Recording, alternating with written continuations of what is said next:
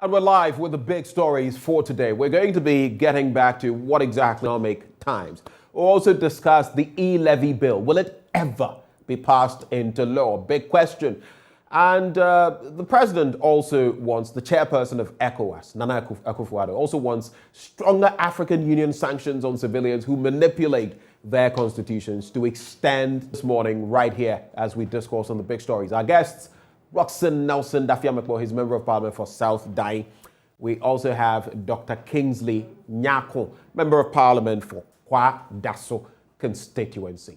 Ladies and gentlemen, Ghana 4, thank you for making us your show of choice. But let me say good morning to our guests. Good morning. Roxanne. Good morning. Customary, I have to do that. I've been doing this with you, so I'll start with you on this discourse, Doc. How is Kwa Daso? And when I ask how is Kwa Daso, you've been working there over this, 8th Parliament. What have you been doing? Just very briefly. And what is the state of the economy? I want to link it to what Mr. President said. Kwa Daso, people and your good selves, Roxanne, my very good friend in the house. Kwa Daso is one of the traditional constituencies in the Ashanti region. And Kwa Daso constituency always gives the MPP a chunk of the votes. In the 2020 votes, about 62,000 of the votes. So I think that was the highest in the country or so. So, and the president and the government have done the constituents good in terms of infrastructural projects and some of the in the parliament also. I mean, we are doing what we can do, doing our best. First timer over there. I think that we're not done badly, and some of my colleague MPs who attest give a voice, a very good voice to the constituents. I mean, he will attest to that. I think I've been able to make close to 10 statements within this time, take part in debates and discussions and all that. So far so good, and I'm proud of my constituents, the opportunity they've given to me. I'm grateful to them. And I mean, it's challenged in a way, and as a result of conditions that are obvious to us. In fact, before 2020, the economy was doing well. GDP growth had moved from 3.4% in 2016 to 6.5% in 2019. And because of COVID, I mean, it dipped to 0.4%, you know what I mean?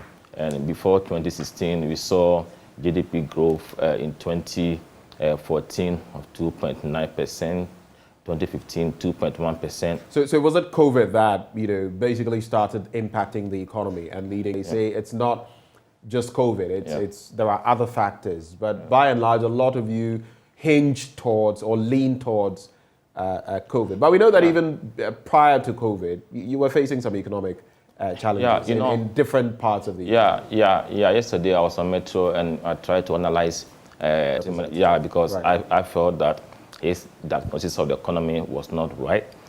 I mean, the economy has been facing difficulties for a very long time.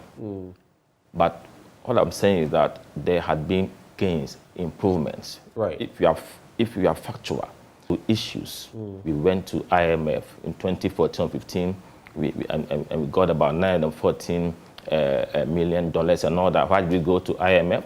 Because the economy was not doing well.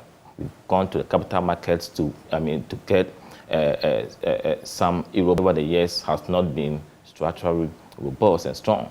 We are overly dependent on excessive imports. We export less in terms of volumes. We don't even add that has been a rhetoric that we've sung throughout the 4th Parliament, NDC, and you can overlook that because we've not done much even within this tenure in terms of dealing with those problems. But I'm saying that there has been progress. For example, the 1D, 1F is progressive. It's progressive because as we speak. Can you do this? And I like these watching us might be reflecting.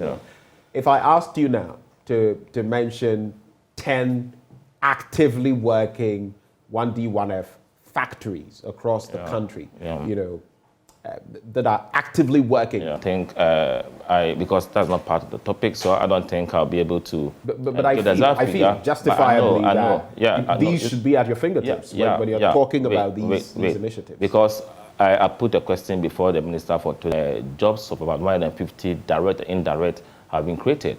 One is sitting in my constituency. Kasaprekon is sitting in my constituency. You go to a Confused Jews, we know it's working. Kasapreko is also working. I mean, there are a couple of them.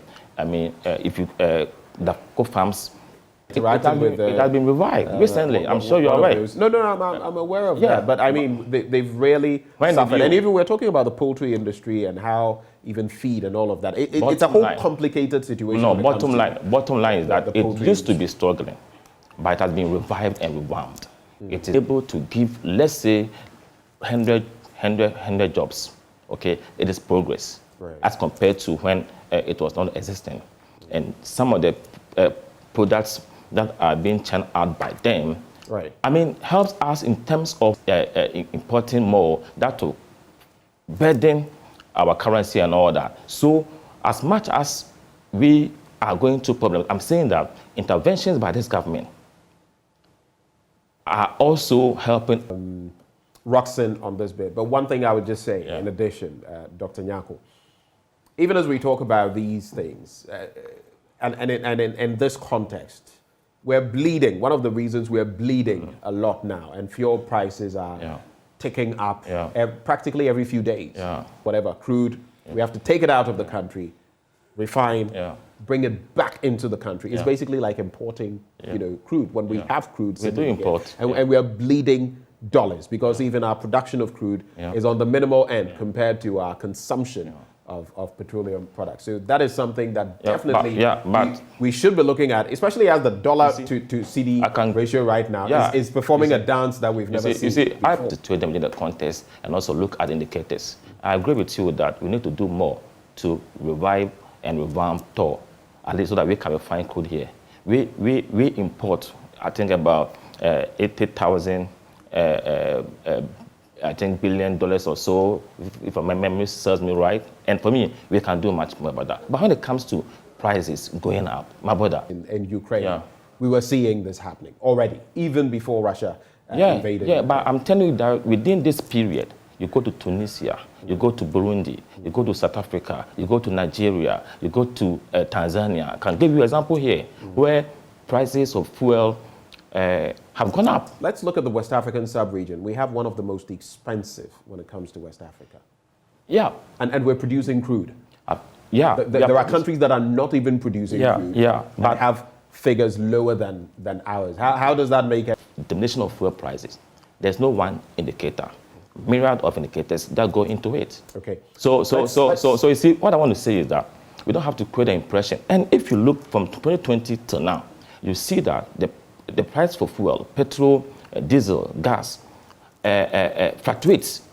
Okay, it goes up, it goes down. But it has gone up a bit because of what is happening in Russia and Ukraine. And I suspect that if nothing is done to avert what is happening in Russia and Ukraine, the prices, will go up. What government has to do is to try and come up with some intervention in terms of, if possible, subsidy to a peculiar situation in Ghana. Ghana is not an outlier case. Okay, all right. It affects almost all economies. The bit about subsidies, though, not many people in your administration subscribe to that. And we all know the subsidies subsidize, but in the end, the pain will come back to the same people that subsidize. In challenging situations, at least we can do something as a short-gap measure to soothe the pain of the citizens. Very soon, we're told crude prices or prices at the pumps will hit 11 cedis per litre.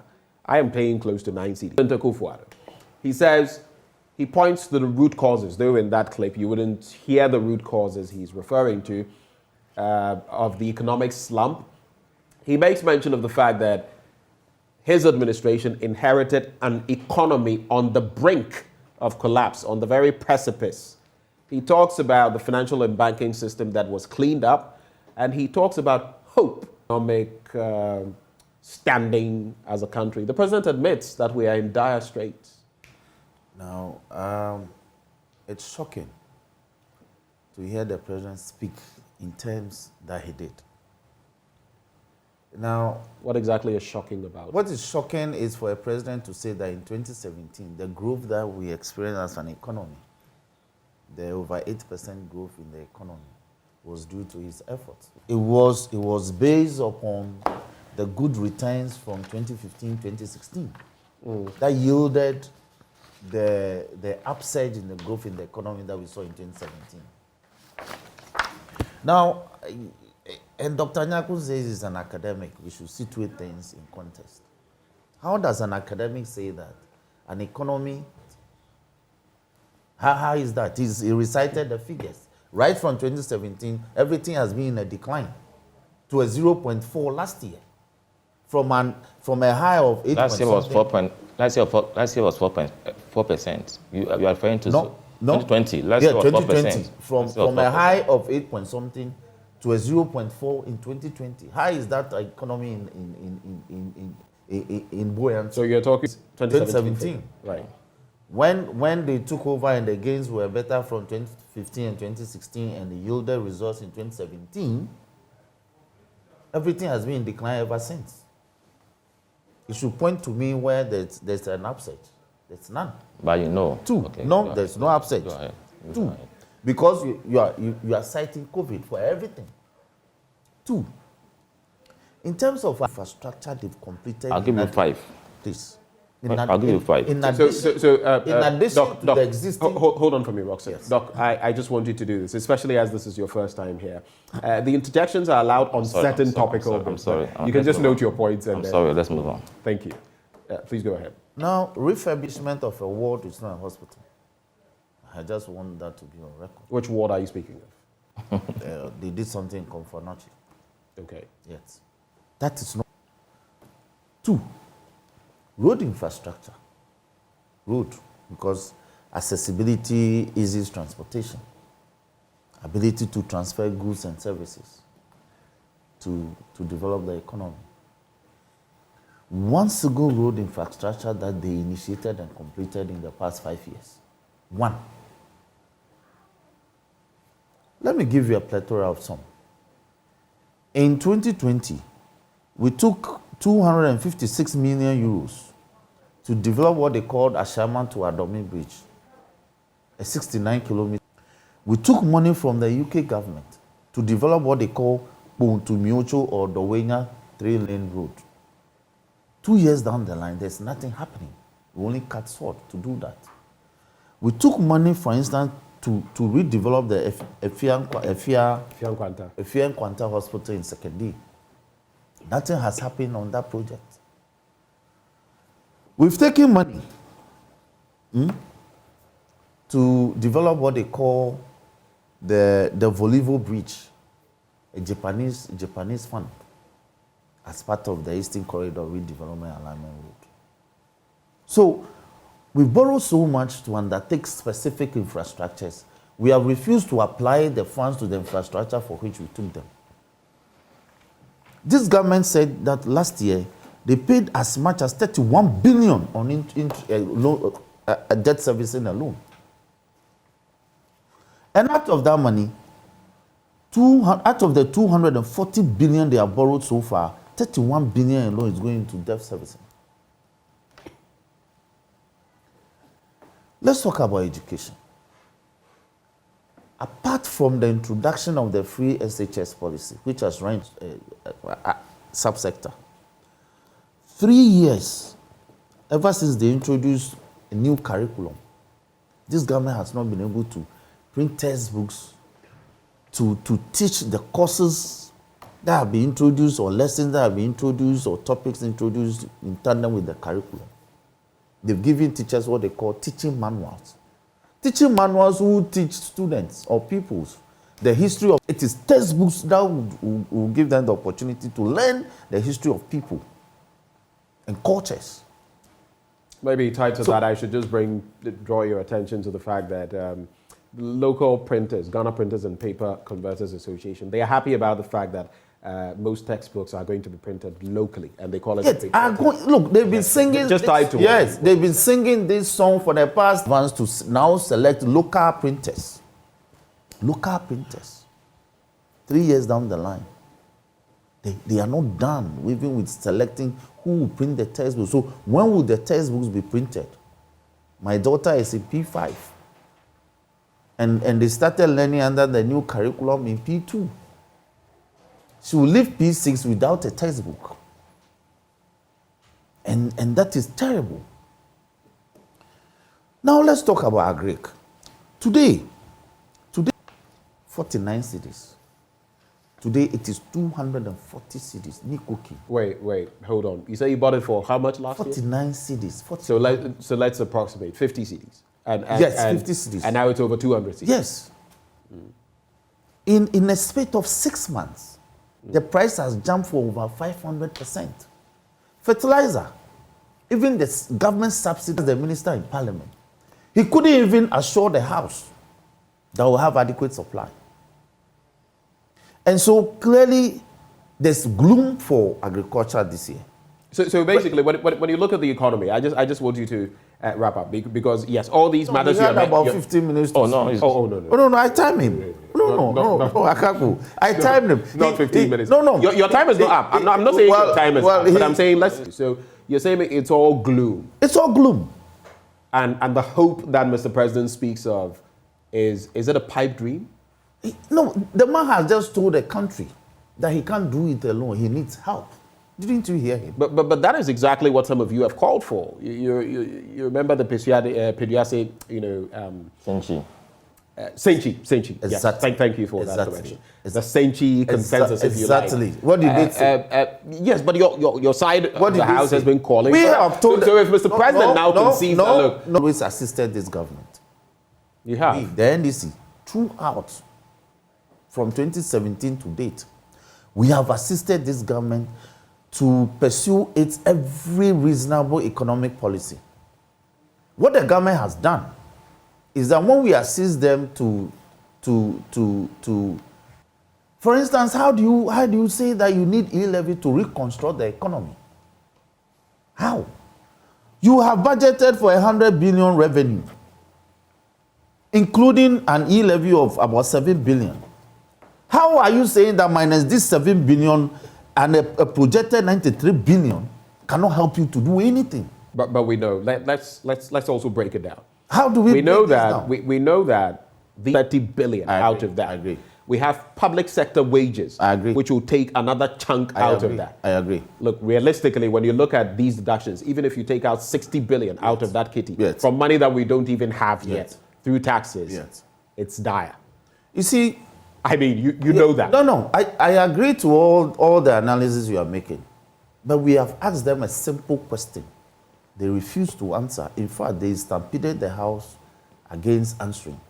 And that is for them to account for the COVID-19 funds they received so far.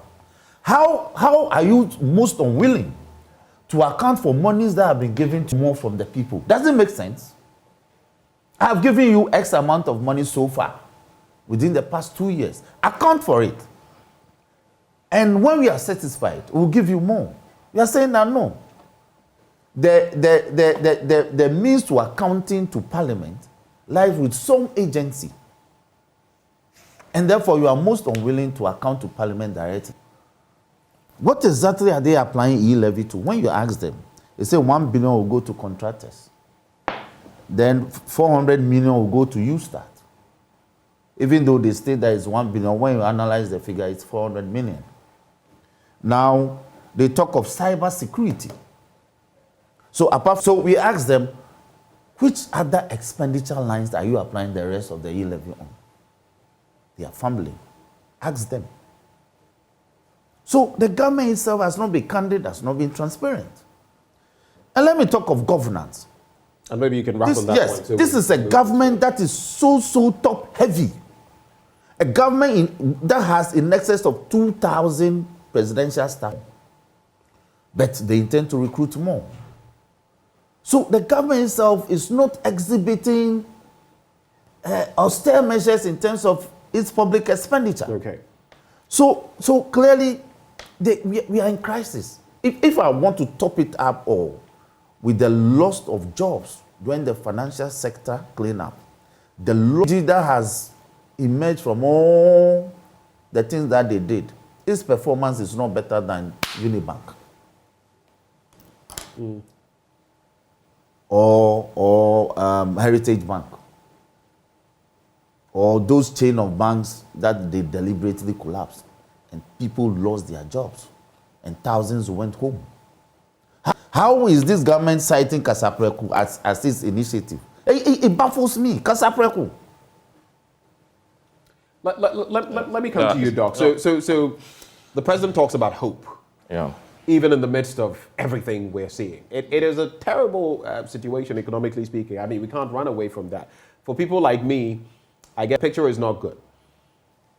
The exchange rate is hurting us. If you have to transact in foreign currency, hard currency, it really bites. Fuel prices are not making matters anything better. And to add to that, once fuel prices go up, everything else goes up. You speak to people and they tell you, oh, this thing you bought a few days ago. Yes, you bought it at 5 cedis. But now, since I go to market and it's 7 cedis, I also have to give it to you at more than 7 cedis and all of that. We are feeling the ripple effects. He says what we are seeing now and what we are likely to see is sheer gloom. I mean, just engaging in semantics. You know, the bottom line is that he is aware that in 2020, global economy shrank by a negative 3.7%. That's a fact. Within our sub-region, the global economy shrank by a negative 1.7%. That is a fact. In the midst of that, Ghana was among, in Germany, where I studied some years back, the economy contracted by 5%. Manufacturing went down by 10%. Okay, so what we are saying is that But whenever we make these comparisons or draw lines between these and mention countries, like I try to avoid as much as possible citing Western countries as examples, because then again you go to, when you talk about robust economies, for example, you know, Germans and their economy, the stability, what their currency has stood for, and what they even, I mean, probably the biggest in the European Union in terms of economy. So when you talk about these. Yesterday, I had reason to bring in purchasing power parity. The dynamics are different. Let me tell you. We can't make the comparison. Let me tell you something. I lived in Germany for 8 years. I have friends there. Some of them have lost their jobs. They call me and they tell me they've lost their jobs. I'm not saying that did not happen there, but what is the economic shock felt versus what is felt here? What are the social systems, for example, that would cushion a German versus in Ghana? You see, the impacts might be different in terms of systems, but the reality is that all these countries are going through challenges. That's the point I'm trying to make. Our economy is different from their economy. In advanced countries, when you are going through challenges and the society is not able to support you, you find it difficult to struggle, okay? But in our part of the world, the government might not be able to support you, but you can even fall on families and all that. I mean, to push right now is as a result of a certain turbulence in the world. The COVID-19 pandemic, for me, is the worst, leading to global recession from the Great Depression that happened in the 1930s. And again, he talked about hospitals. He's aware that they secure cabinet approval to build some 5 polyclinics in Greater Accra region. Cabinet approval, we came and secured loans and we built 5 of them. One is at Sigi, one is at Adentan, Botiano, Oduma, and Asherman. Okay, these are there. And the Erojet project, my brother, you have been around for a long time. The Erojet projects that they could first secure the agreement. For 8 years, they couldn't even finish one of them. Not even one. But the Erojet project, the Sogakope Hospital, no. The Sogakope Hospital is part of the environment Europe. I'm saying that Erojet project, there's no Sogakope, there were 9. No Sogakope was part of them. I'm telling you that they completed none. Please, he was very quiet. We have done Tepa, we completed it.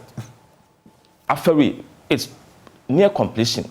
8 years, they couldn't complete a single one. Even the University of Ghana Medical Center, where I taught for 8 years, that day commenced, we came to complete it. We had to secure additional funds to complete it. I'm telling you, that's the fact. Go and check. Ghana Medical What did you complete about complete? Was what? was practically complete. It was hastily. In fact, they had to put pressure on you to roll out. I'm saying that. Were you in this country? I was teaching there. Put it in motion or set it in motion. I even recall the bank hospital somewhere in Canton. You didn't see that we put pressure on you. Parliament was holding press conferences. Even with equipment. My brother, I live in that environment. When the construction started, I was teaching at the University of Ghana. By the time they exited, it was not complete about it. As of the time I'm saying that it was. You can go and check. It was not complete. No, but you are making the other issue. He who alleges was proved. What was what I know about it? What I know, and I was told at that time that they were told. Yeah. By who? Can you believe this? By those of my friends who were part of the process. I thought you say you were there. You saw yes, but if I was there, that doesn't mean that you came to dismiss them. Please. Even staff that were recruited. Roxanne. I'm saying that government had to get money to complete that facility. Go and check. That's a fact. So I've given you 5 polyclinics that we have completed. We began and completed. You're also talking about education and all that. I mean, our education system has had issues. But this government has been able to be bold and introduce, Free Senior High School has given enrollment of over 1 million, about 1.6 now. I know people who, but for Free Senior High School, wouldn't have gotten admission to Pokowari, who've got admission to at Mother School because of the access. Access has been widened through us, and quality has not been undermined through the introduction of this flagship program. So this are laudable. You know, that fund was in a mess. Get Fund was in a mess. Get Fund was in a mess. Yes, Get Fund was in a mess. What? This government in 2017 decided to go for a facility, came to Parliament and got approval to raise $1.5 billion dollars. She was there. And through that, the syndicated banks couldn't raise the needed money. Government introduced what is called Dachi. Dachi went to the capital market, and we have been able to pay liabilities of about 800 million Ghana cedis that you guys created when you were there. We queue to buy fuel and gas. We had to queue for 2 weeks. We couldn't have fuel to be buy unless we queue. It happened. Have you seen it happen right now? Under your word, self-inflicted, power crisis. Close to 4 years, we sat in darkness. That led to the crippling of the economy. The economy was in a messy situation. We came back, and we are reversing this decline in our economy, and we sit here and say, what? I'm telling you, my brother, but for the COVID and what is happening right now, this economy was on the path of progress. I mean, we cannot say. So let me just cut to the chase. You're basically saying that no, we can't have continue. I'll give you a minute, but I just it can't be a minute. The man spent. Now the FinSec. Roxanne, on the show, you are in charge. I control this. Yes, Let me moderate. Okay, let me moderate this. Bennett Quinte says, in the fields of economics and strategy, a strategy of hope is a hopeless strategy. In the fields of economics and strategy, a strategy of hope is a hopeless strategy. But you know something? Let me tell you something. Listen. Tell me. In the midst of crisis, in the midst of challenges, in the midst of difficulties, you need hope. In our own families, when situations get tough, we encourage them. We put hope in them. You see, what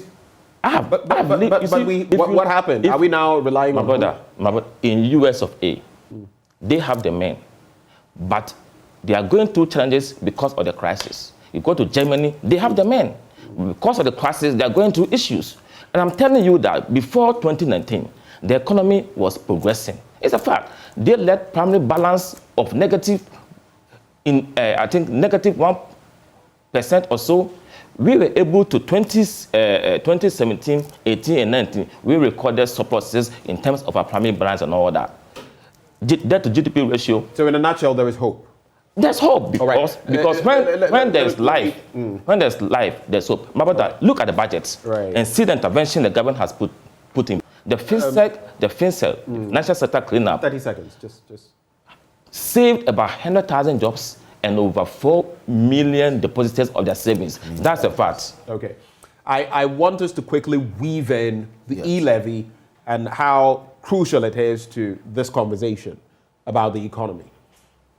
But I want you to... Kaku, this is a government that has been given power to levy 1% COVID recovery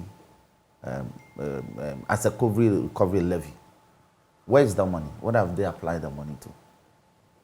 This is a government that has borrowed in excess of 240 billion in 5 years and has obtained, and yet they come back to Parliament and say we should give them 7 billion. Isn't 7 billion also a projection? So, and it's not correct that this economy, we left behind a negative a balance of payment. No. What he said cannot be correct. I said primary balance. Yes, it cannot be. Bring. In fact, the finance minister in the What did they 2017 budget, hold on.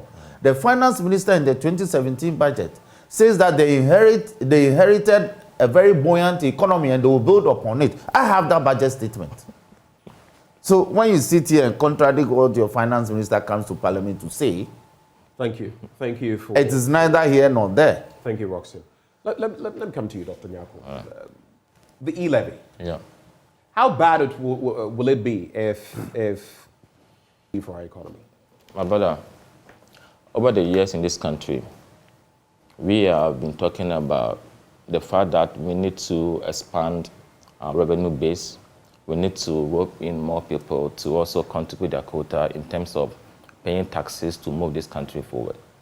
Every government will need taxes, must borrow. We all know, my brother, that out of the potential 8 million taxpayers in this country, only a paltry 2.5 million pay direct tax. Whose fault is that? Pay direct tax in terms of Whose income fault is tax. that, Doc? That is why we are putting in measures to Tax regime. That is why If we're going we are to change it, saying you could that have is changed why that as that bylaw. is why we are innovatively bringing in additional revenue stream in the form of the e-levy. By double to taxing help us. people? Double tax in terms of what? When you are giving your salary, okay, you pay VAT, don't you? Do you call that double tax? I think that paying tax is I'm a getting my income responsibility. through mobile money means, and already there are taxes that are incurred, and on that, any transaction I do following from that, you want to tax that as well. What do you call it? You don't tax the whole amount. You also need taxes to build our countries. The countries we always refer to, the US, Germany, and all that, they build their economies on taxes as well.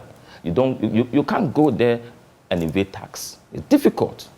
But what we are saying is that we need to expand the tax base to be able to provide the social goods and services to benefit the people. Do you know what this does? For people, indirect tax through different loops in the economy. And I also hit by this. Do you see the impact? I always share this story. I went to a restaurant once and sometimes I just want to, you look at your, what do they even call that? The receipt? And you look at what you're paying for, the taxes we are paying, VAT components and street lights and everything. And add to the fact that people on a certain belt, people who are earning minimum wage and all of that. In fact, I may not be the most plaintive person, but they will feel the shocks more in terms of this Momo bit, because a lot of them are not transacting directly with banks. They are using Momo. You're going to be hitting them every time with the e-levy. No, this is misleading. You don't say that. What exactly about what I've said is misleading? Correct. Once they go over the threshold, now you are taxing it means them every time. so it means that if they don't go beyond it, they're not going to pay that levy. We've been told in this country before that if a person can transact and send over 100 cedis, then the person is rich. Is that logical to you? I've not said that. Okay. I've not said that. Your government said so. But I see. So this exemption of 100 cedis translates to 3,000 cedis in a month to be sending Momo almost every day. We have to be fair to ourselves and candid to ourselves. And how many times do we even send Momo to our relatives and friends and all that? I mean, it is every now and then. It's not that you do it every day. When people want to find an excuse to reject something, you can get them. But you see, the bottom line is that we all admit which in tax to GDP ratio is 16.5%. Ghana is doing about 12.2%, one of the lowest within the sub-region. You go to South Africa, a population of 59 million people, their tax to GDP ratio is about 26%. You go to Senegal, a population of about 16.7 million, their tax to GDP ratio is 16.4%. Just 0.1% below the threshold. You say that you're looking out for the easiest way, which will not necessarily, in the long term, help the tax, revenue collection of the state. You see, it is. There are measures you can put in place long term, but you're not willing to do that. You want low hanging fruit. No, it's not. You see, I become a bit sad when we make some of these. That will help us to raise in additional revenue to help our economy. The reversal of the benchmark values is one of them. The common platform, in terms of dealing with the property tax, is one of them. There are other measures they raise, for example, revenue assurance, compliance, and enforcement that is put in place to ensure that lazy man's approach. It is an innovative way of getting more money to build our economy. Are you aware? Are you aware that last year, mobile money transaction in this country was close to $1 trillion? I am aware of that. Are you aware? The billions in there. But you're also aware that why aren't you targeting the vendors, for example? And when you look at the pool of people, you see people with different lines and all of that. It is the same people you're going to be taxing on different networks with the same. It's not an expanded population. It's the same population. You're looking at. You see, I want to plead with Ghanaians, my friend, and those in the minority, that we have a country to build into. The discussion, and we are trying to do something differently. What is important about the Elevy is that it's not a one-off intervention. If it's accepted and implemented, it's going to be an additional revenue stream that's going to help us. We shouldn't create the impression that the projected 7 billion, okay, it's only for this year. I don't even think we can realize that. But the point is that if it becomes each year for 5 years, we are talking about 25 billion. If we agree that the CD dollar parity is 7 CD to a dollar, we are talking of about 3 billion. 3 billion. Let's even say 8. Let's even for the sake of it's 8. That's on the if it is 7, you're looking at $1 billion. No, we are talking about $3 billion. Within that 5 years. And that. On to Ross. Yes, give me a yes or no answer. So are you telling me, Dr. Nyako? My brother, what's your name? So that I mention your name. Because we met it for the first time, Please. Benjamin Akako. Ben Akako. Are you telling me that without the e-levy, government business will come? You speak to you on joining Say you Levy no ama. Things from Pada, so let me. Say you Levy no ama. Oman emmo. You Levy no ba be boyen ama oman atumpon akronim ententem. In English. What I'm saying that if without a Levy, this economy, just for Roxanne, this economy is not going to. Right, thank you. Your quick take on the e-levy. You see, when you come to me and say my quick take, you prick my anger. Your take on the e-levy. Thank you. And moving forward. Ben, is it not interesting that a government that shouts to the rooftop that they've created they are still lamenting that only 2.5 million Ghanaians pay tax? Direct taxes I'm talking about. Yes. Direct taxes. Is it not interesting? So the millions of jobs that they created for these people who are in the public sector, what are they doing? So you see, if you run the economy, that's a curious. Yes, if you run the economy properly, you've created millions of jobs. I'm not saying you have. NAPCO clinics are part of them. You have canvassed the statistics. NAPCO clinics are part of them. That you've created over millions of jobs in the economy. Yes. You actually rebase the economy and say that the economy is now greater in terms of volume. You still are saying that still there are people paying tax. So you see, the fundamentals are exposing they haven't done focal about the economy. Oh, come on. They haven't. Come on. No, the number of people who pay tax, that figure alone tells you that this government hasn't added anything. But because if you have added to the movement in the number of people who pay tax. So that is my first point. My second point, Look, e-levy is a very criminal way of taking money from us. The e-levy is what? It's a very criminal way. Criminal. Criminal. They don't. It Government is trying to raise. It's a criminal way of taking money official, from our electronic pockets. If you understand the infrastructure of the e-levy system, you will see that I decide to put money in my electronic wallet. That is not your money.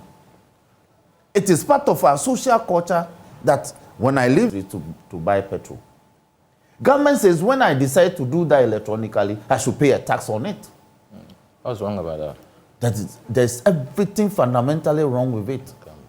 That if I decide to give money to a couple in the streets, you want to tax it. Is that your money? What have you done? And in this context where you're talking of money, you are giving the... No, well, let me change. It would be interesting If I don't give you. So that is the fundamental basic meaning of e-levy. Right. We have told them, I'm paying service charges of 1+1. One goes to the service render, the other goes to the payment system service provider. Government is already taxing that fee. That says that for doing this transaction, I should pay another 1.75. When you do the analysis for them, then they appreciate it, but then they become intransigent. As we speak, GRA is training its staff how to implement e-levy.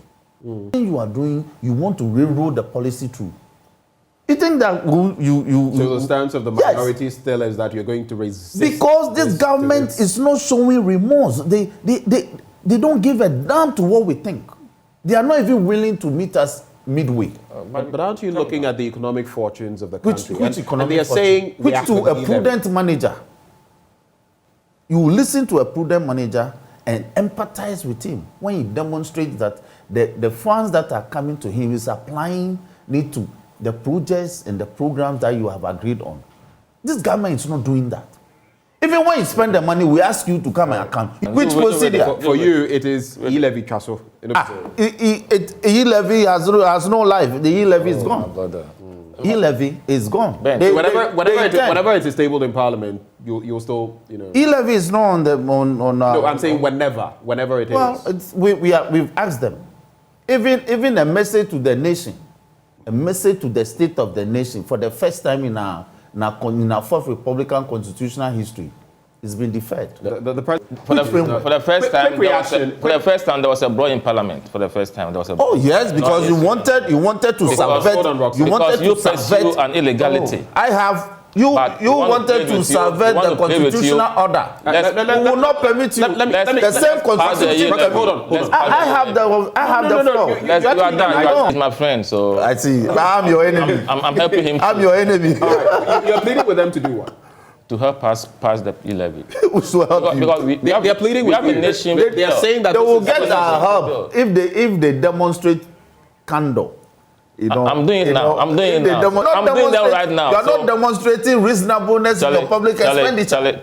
You are not being candid with the people. Who give you 11? Dr. Nyako live on Joy News. Yeah. Pleading with Roxanne Nelson. My good friend too. My good friend. See, when you go to court with a plea, you must persuade them. This is where we have to draw the curtains on the conversation. It's been interesting, and I wish all of you, both sides, the best in Parliament. We want to see government business. I mean, moving forward, because like it or not, this economy must move on. And if it doesn't, we're all going to. They run the economy aground. I like your concluding comments. For those of you watching, thank you very much. We've been joined by guests Roxanne Nelson, Dafiamepo, Member of Parliament for South Dine, and Dr. Kingsley Nyako, Member of Parliament for Kwada. So the conversation continues as we talk about the graphic business Stanbic breakfast meeting. We are also interacting with the Ghana International School. All of that